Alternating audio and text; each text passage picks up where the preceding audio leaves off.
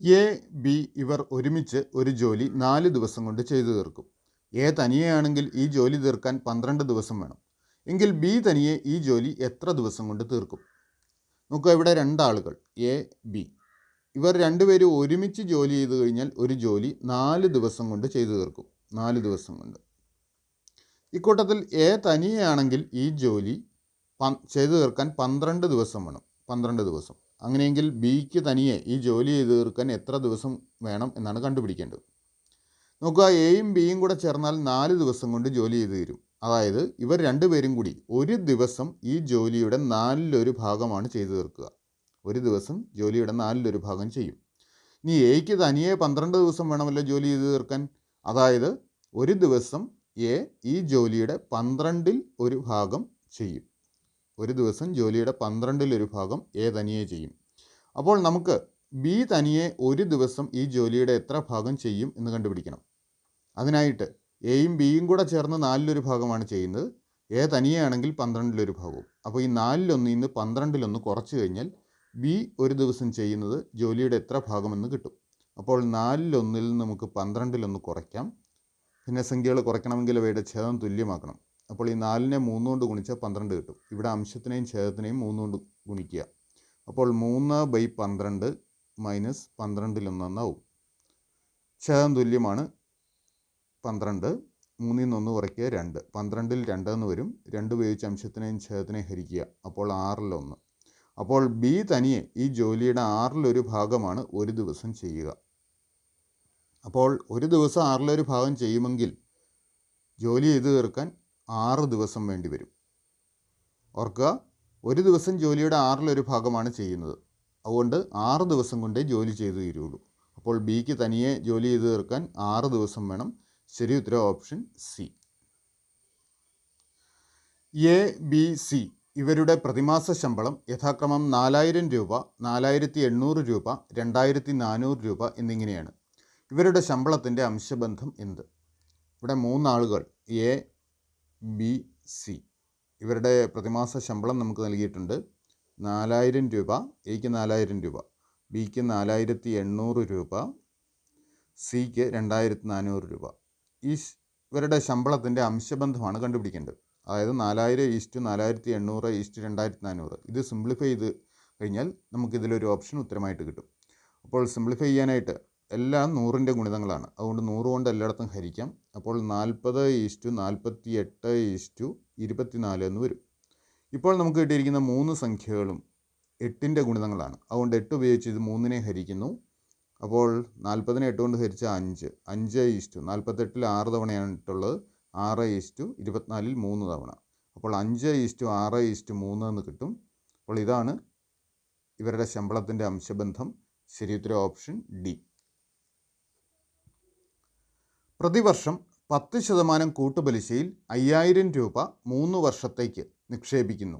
കാലാവധി കഴിയുമ്പോൾ ലഭിക്കുന്ന പലിശ കണക്കാക്കുക. ഇവിടെ 5000 രൂപ 3 വർഷത്തേക്ക് കൂട്ടുപലിശ രീതിയിൽ 10% കൂട്ടുപലിശ രീതിയിൽ നിക്ഷേപിക്കുന്നു. അപ്പോൾ കാലാവധി കഴിയുമ്പോൾ ലഭിക്കുന്ന പലിശ എത്രയെന്ന് കണ്ടുപിടിക്കണം. അപ്പോൾ കൂട്ടുപലിശ രീതിയിൽ നിക്ഷേപിച്ചാൽ കാലാവധി കഴിയുമ്പോൾ ലഭിക്കുന്ന തുക, മൊത്തം തുക എത്രയെന്ന് കണ്ടുപിടിക്കാൻ നമുക്കൊരു സൂത്രവാക്യമുണ്ട്. P × 1 + R/100 ഇതിൽ P മുതലാണ്. ഇവിടെ മുതൽ 5000 രൂപ. അപ്പോൾ P എന്ന് പറഞ്ഞാൽ 5000 രൂപ. R പലിശ നിരക്ക്. ഇവിടെ 10%. അപ്പോൾ Rന് 10 എന്ന് കൊടുക്കുക. N കാലാവധിയാണ്, എത്ര വർഷം എന്നുള്ളത്. ഇവിടെ 3 വർഷം. അപ്പോൾ N 3. അപ്പോൾ ഈ സൂത്രവാക്യം ഉപയോഗിക്കുമ്പോൾ നമുക്ക് കിട്ടുന്നത് കാലാവധി കഴിയുമ്പോൾ നിക്ഷേപ തുകയും പലിശയും കൂട്ടി ലഭിക്കുന്ന തുകയാണ്.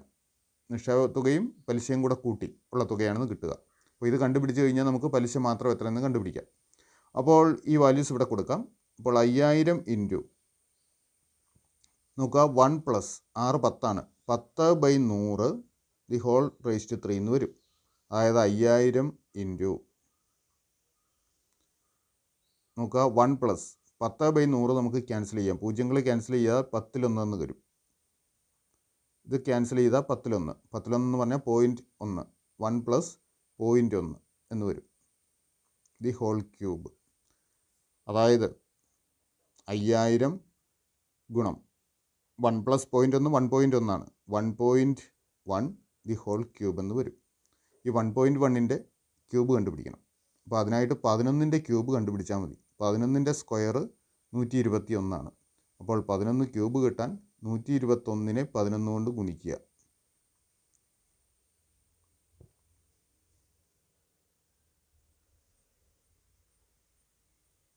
1331 വരും. അതായത് 5000 ഗുണം 1331. ഇനി പോയിൻ്റ് കൊടുക്കണം. ഇവിടെ ഡെസിമൽ പോയിൻറ്റിന് വലതുവശത്ത് ഒരക്കമാണുള്ളത്. അപ്പോൾ ക്യൂബ് വരുമ്പോൾ ഇതിൻ്റെ 3 ഇരട്ടി അക്കങ്ങൾ ഡെസിമൽ പോയിൻറ്റിന് വലതുവശത്ത് ഉണ്ടാവണം. അപ്പോൾ 3 അക്കം ഉണ്ടാവണം ഡെസിമൽ പോയിൻറ്റിന് വലതുവശത്ത്. വലത് നിന്ന് 3 സ്ഥാനം ഇടത്തോട്ട് മാറ്റി ഡെസിമൽ പോയിൻറ്റ് കൊടുക്കുക. 1.331 വരും. ഇനി ഇതിനെ നമുക്ക് 5000 കൊണ്ട് ഗുണിക്കാം. അതിനായിട്ട് 1331നെ 5 കൊണ്ട് ഗുണിക്കുക. അതിനുശേഷം 5 കൊണ്ട് ഗുണിക്കുമ്പോൾ എത്ര വരും?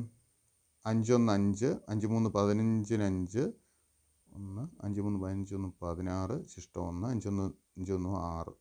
അപ്പോൾ 6655. പിന്നെ ഈ 3 0 കൂടെ ചേർക്കുക. ഇനി നമുക്ക് ഡെസിമൽ പോയിൻ്റ് കൊടുക്കണം. ഡെസിമൽ പോയിൻ്റ് ഓർക്കുക, ഇവിടെ ഡെസിമൽ പോയിൻറ്റിന് വലതുവശത്ത് 3 അക്കമാണുള്ളത്. അപ്പോൾ ഗുണനഫലത്തിലും ഡെസിമൽ പോയിൻറ്റിന് വലതുവശത്ത് 3 അക്കം ഉണ്ടാവണം. വലത്ത് നിന്ന് 3 സ്ഥാനം ഇടത്തോട്ട് മാറ്റി ഇവിടെ ഡെസിമൽ പോയിൻ്റ് കൊടുക്കുക. അതായത് നമുക്ക് മൊത്തം കിട്ടുന്ന തുക 6655 രൂപയാണ്. 6655 രൂപ. ഇതിൽ നിക്ഷേപ തുക 5000 ആണ്. അപ്പോൾ പലിശ കണക്കാക്കാനായിട്ട് 6655 നിന്നും 5000 കുറയ്ക്കുക. 5000 കുറയ്ക്കുമ്പോൾ 1655 എന്ന് കിട്ടും. അപ്പോൾ പലിശ വരുമാനം 1655 ആണ്. ശരി ഉത്തരം ഓപ്ഷൻ എ. 75 km/മണിക്കൂർ വേഗതയിൽ സഞ്ചരിക്കുന്ന ഒരു ട്രെയിൻ 350 കിലോമീറ്റർ സഞ്ചരിക്കാൻ എത്ര സമയമെടുക്കും? ഇവിടെ ഒരു ട്രെയിനിൻ്റെ വേഗത 75 km/മണിക്കൂർ ആണെന്ന് നൽകിയിട്ടുണ്ട്. ഇത് 350 കിലോമീറ്റർ സഞ്ചരിക്കാനായിട്ട് എത്ര സമയമെടുക്കും എന്നാണ് കണ്ടുപിടിക്കേണ്ടത്. അപ്പോൾ സഞ്ചരിക്കാനെടുക്കുന്ന സമയം കണ്ടുപിടിക്കാനായിട്ട് ദൂരത്തിനെ വേഗത കൊണ്ട് ഹരിക്കണം. ദൂരം ബൈ വേഗതയാണ്. ദൂരം എന്ന് പറയുന്നത് 350. 350നെ 75 കൊണ്ട് ഹരിക്കണം. അപ്പോൾ നമുക്ക് ആൻസർ കിട്ടും. പക്ഷേ ഈ രീതി വരുമ്പോൾ ഡെസിമൽ വാല്യൂ ആയിട്ട് നമുക്ക് കിട്ടും. അപ്പോൾ നമുക്ക് അത് കുറച്ചുകൂടി ബുദ്ധിമുട്ടായിരിക്കും. നമുക്ക് മറ്റൊരു മാർഗ്ഗം ഉപയോഗിക്കാം. നമുക്ക് 75 കിലോമീറ്റർ സഞ്ചരിക്കാൻ 1 മണിക്കൂർ. അതായത് 1 മണിക്കൂറിൽ 75 കിലോമീറ്റർ സഞ്ചരിക്കും. അപ്പോൾ 2 മണിക്കൂറിലോ 75ൻ്റെ ഇരട്ടി 150 കിലോമീറ്റർ സഞ്ചരിക്കും. 4 മണിക്കൂറിലോ 2 മണിക്കൂറിൻ്റെ ഇരട്ടിയാണ് 4 മണിക്കൂർ. അപ്പോൾ 150ൻ്റെ ഇരട്ടി 300 കിലോമീറ്റർ. അപ്പോൾ ഈ 350ൽ 300 കിലോമീറ്റർ ദൂരം സഞ്ചരിക്കാൻ 4 മണിക്കൂർ മതി. ബാക്കി 50 കിലോമീറ്റർ സഞ്ചരിക്കാനായിട്ട് എത്ര സമയം വേണം എന്ന് കണ്ടുപിടിക്കാം. ഓർക്കുക, 1 മണിക്കൂറിൽ 75 കിലോമീറ്റർ സഞ്ചരിക്കും. അപ്പോൾ 50 കിലോമീറ്റർ സഞ്ചരിക്കാനായിട്ട് 1 മണിക്കൂർ ആവശ്യമില്ല, മിനിറ്റുകൾ മതിയാവും. നോക്കുക, 75 കിലോമീറ്റർ സഞ്ചരിക്കാനായിട്ട് 1 മണിക്കൂർ അഥവാ 60 മിനിറ്റ് സമയം വേണം. അപ്പോൾ ഇതിൻ്റെ 1/3 ഭാഗം 25 കിലോമീറ്റർ സഞ്ചരിക്കാനോ 60ൻ്റെ 1/3 ഭാഗം 20 മിനിറ്റ് മതി. നമുക്ക് 50 കിലോമീറ്റർ സഞ്ചരിക്കാൻ എത്ര സമയം വേണമെന്നാണ് കണ്ടുപിടിക്കേണ്ടത്. 25ൻ്റെ ഇരട്ടിയാണ് 50. 50 കിലോമീറ്റർ സഞ്ചരിക്കാൻ 20ൻ്റെ ഇരട്ടി 40 മിനിറ്റ്. അപ്പോൾ 4 മണിക്കൂർ 300 കിലോമീറ്റർ സഞ്ചരിക്കാൻ 4 മണിക്കൂറും 50 കിലോമീറ്റർ സഞ്ചരിക്കാൻ 40 മിനിറ്റും. അപ്പോൾ 4 മണിക്കൂർ 40 മിനിറ്റ് വേണം ഈ 350 കിലോമീറ്റർ സഞ്ചരിക്കാൻ. ശരി ഉത്തരം ഓപ്ഷൻ സി. ഒരു ക്ലാസ്സിലെ 30 കുട്ടികളുടെ ശരാശരി പ്രായം 9 വയസ്സാണ്. അധ്യാപകനെ കൂടി ഉൾപ്പെടുത്തിയാൽ ശരാശരി പ്രായം 10 വയസ്സാകും. എങ്കിൽ അധ്യാപകൻ്റെ വയസ്സ് എത്ര? ഇവിടെ 30 കുട്ടികളുടെ ശരാശരി പ്രായം 9 വയസ്സെന്ന് നൽകിയിട്ടുണ്ട്. അധ്യാപകനെ കൂടി ഉൾപ്പെടുത്തുമ്പോൾ 31 ആളാവും. അപ്പോൾ ശരാശരി പ്രായം 10 വയസ്സാവും. അങ്ങനെയെങ്കിൽ അധ്യാപകൻ്റെ പ്രായം കണ്ടുപിടിക്കണം. ഓർക്കുക, സംഖ്യകളുടെ ശരാശരിയെ അവയുടെ എണ്ണം കൊണ്ട് ഗുണിച്ചു കഴിഞ്ഞാൽ ആ സംഖ്യകളുടെ തുക കിട്ടും. അപ്പോൾ 30 പേരുടെ ശരാശരി പ്രായത്തിനെ ആ ആളുകളുടെ എണ്ണമായ 30 കൊണ്ട് ഗുണിച്ചു കഴിഞ്ഞാൽ നമുക്ക് ഈ 30 പേരുടെ വയസ്സുകളുടെ തുക കിട്ടും. 30 പേരാണ് ആളുകളുടെ എണ്ണം, അവരുടെ ശരാശരി വയസ്സ് 9. അപ്പോൾ 9നെ 30 കൊണ്ട് ഗുണിച്ചു കഴിഞ്ഞാൽ നമുക്ക് ഈ 30 കുട്ടികളുടെ വയസ്സുകളുടെ തുക കിട്ടും. 30 × 9 270 വരും. അധ്യാപകനെ കൂടി ഉൾപ്പെടുത്തിയപ്പോൾ 31 പേരായി. അവരുടെ ശരാശരി വയസ്സ് 10. അപ്പോൾ ഈ 31 പേരുടെ വയസ്സുകളുടെ തുക കിട്ടാൻ 31നെ 10 കൊണ്ട് ഗുണിക്കുക, അതായത് 310. അതായത് കുട്ടികളുടെ മാത്രം വയസ്സുകളുടെ തുക 270ഉം അധ്യാപകനെ കൂടി ഉൾപ്പെടുത്തുമ്പോൾ വയസ്സുകളുടെ തുക 310ഉം ആവും. അപ്പോൾ അധ്യാപകൻ്റെ പ്രായം കണ്ടുപിടിക്കാനായിട്ട് ഈ അധ്യാപകനെ ഉൾപ്പെടുത്തിയ തുകയിൽ നിന്നും അധ്യാപകനെ ഇല്ലാതെ കുട്ടികളുടെ മാത്രം തുക കുറച്ചാൽ മതി. 310 നിന്ന് 270 കുറയ്ക്കുക, അപ്പോൾ 40 എന്ന് കിട്ടും. അധ്യാപകൻ്റെ പ്രായം 40 വയസ്സാണ്. ശരിയുത്തരം ഓപ്ഷൻ ബി. 2021 ഡിസംബർ 20 തിങ്കളാഴ്ച ആയിരുന്നെങ്കിൽ 2022 ഡിസംബർ 20 ഏത് ദിവസമായിരുന്നു? അവർക്ക് 2021 ഡിസംബർ 20 തിങ്കളാഴ്ച എന്ന് പറഞ്ഞിട്ടുണ്ട്. തിങ്കളാഴ്ചയാണ്. 2022 ഡിസംബർ 20 ഏത് ദിവസമായിരുന്നാണ് നമുക്ക് കണ്ടുപിടിക്കേണ്ടത്. നോക്കുക, 2021 ഡിസംബർ 20 ശേഷം കൃത്യം ഒരു വർഷം തികയുന്ന ദിവസമാണ് 2022 ഡിസംബർ 20. അതായത് 20 ശേഷം വരുന്ന 365 ദിവസമാണ് 2022 ഡിസംബർ 20. അപ്പോൾ ഈ 365-നെ 7 കൊണ്ട് ഹരിക്കുക. 365-നെ 7 കൊണ്ട് ഹരിച്ചാൽ 36-ൽ 5 തവണ 5 7 35, 1 15-ൽ 2 തവണ 2 7 14, ശിഷ്ടം 1. ഈ ശിഷ്ടമാണ് നമുക്ക് വേണ്ടത്. ശിഷ്ടം 1 വന്നതുകൊണ്ട് തിങ്കളാഴ്ചയോടുകൂടി ഒരു ദിവസം ചേർക്കുക. അപ്പോൾ ചൊവ്വാഴ്ച കിട്ടും. അപ്പോൾ 2022 ഡിസംബർ 20 ചൊവ്വയായിരിക്കും.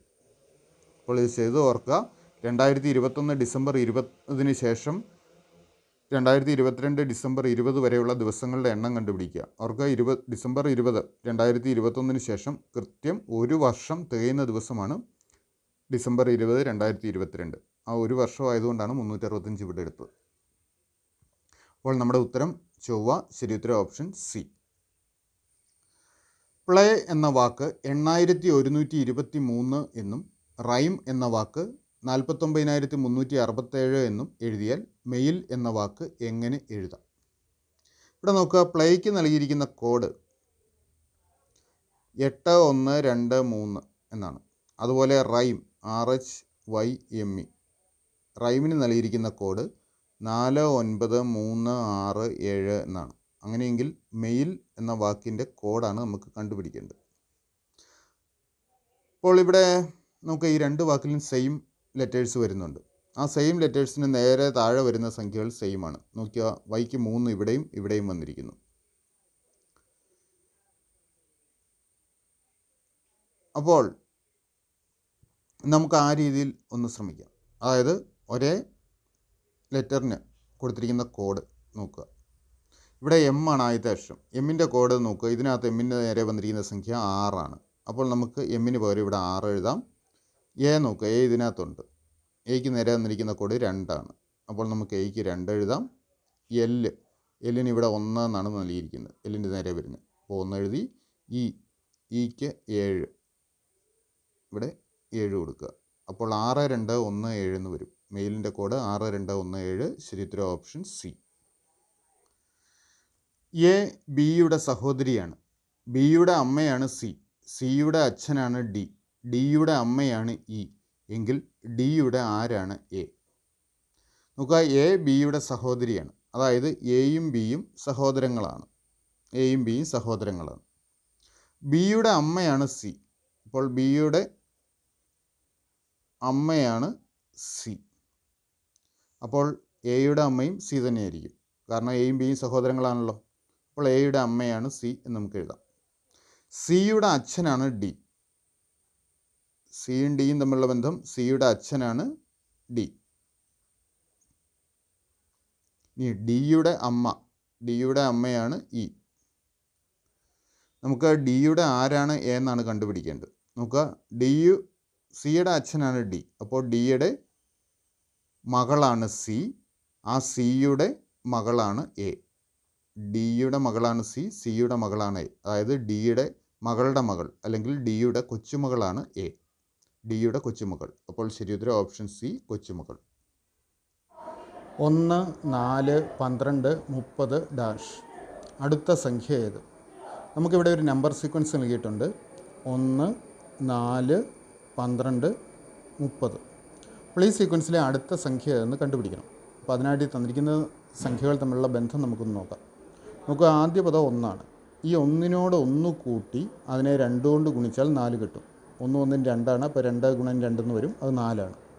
ഇനി രണ്ടാം പദമായ 4നോട് 2 കൂട്ടി അതിനെ 2 കൊണ്ട് ഗുണിച്ചാൽ നമുക്ക് അടുത്ത പദമായ 12 കിട്ടും. ഓർക്കുക 4 അധികം 2 6, 6 ഗുണം 2 12.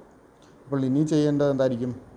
12നോട് 3 കൂട്ടി അതിനെ 2 കൊണ്ട് ഗുണിക്കുക. 12 അധികം 3 15, 15 ഗുണം 2 30 തന്നെ വരും. അപ്പോൾ അടുത്ത പദം കണ്ടുപിടിക്കാൻ നമ്മൾ ചെയ്യേണ്ടത് ഈ 30നോട് 4 കൂട്ടണം. നോക്കുക, ഇവിടെ കൂട്ടിയിരിക്കുന്ന സംഖ്യ 1 2 3. ആ ക്രമത്തിനാണെങ്കിൽ 4 കൂട്ടേണ്ടത്. 30നോട് 4 കൂട്ടി അതിനെ 2 കൊണ്ട് ഗുണിക്കുക. 30 അധികം 4 34, 34നെ 2 കൊണ്ട് ഗുണിച്ചാൽ 68 എന്ന് കിട്ടും. അതായത് അടുത്ത പദം 68. ശരി ഉത്തരം ഓപ്ഷൻ ബി. 24:60 120:. 24ഉം 60ഉം തമ്മിലുള്ള അതേ ബന്ധം ഉപയോഗിച്ച് 120നോട് ചേർന്ന് വരുന്ന സംഖ്യ എന്ന് കണ്ടുപിടിക്കണം. നോക്കുക, 24നെ 2 കൊണ്ട് ഗുണിച്ച് അതിനോട് 24ൻ്റെ പകുതി ചേർത്ത് കഴിഞ്ഞാൽ 60 ആവും. 24നെ 2 കൊണ്ട് ഗുണിച്ചാൽ 48 അധികം 24ൻ്റെ പകുതി 12, 48ഉം 12ഉം കൂടെ കൂട്ടിയാൽ 60 ആവും. അപ്പോൾ ഇതേ ബന്ധം ഉപയോഗിച്ചാണെങ്കിൽ നമ്മൾ 120നോട് ചേർന്ന് വരുന്ന സംഖ്യ കണ്ടുപിടിക്കാൻ 120നെ 2 കൊണ്ട് ഗുണിക്കുക, 120ൻ്റെ ഇരട്ടി എടുക്കുക, അതിനോട് 120ൻ്റെ പകുതി കൂട്ടുക. 120ൻ്റെ ഇരട്ടി 240 പ്ലസ് 120ൻ്റെ പകുതി 60, 240 60ഉം കൂടെ കൂട്ടുമ്പോൾ 300. അപ്പോൾ 120നോട് ചേർന്ന് വരുന്ന സംഖ്യ 300 ആണ്. ശരി ഉത്തരം ഓപ്ഷൻ സി.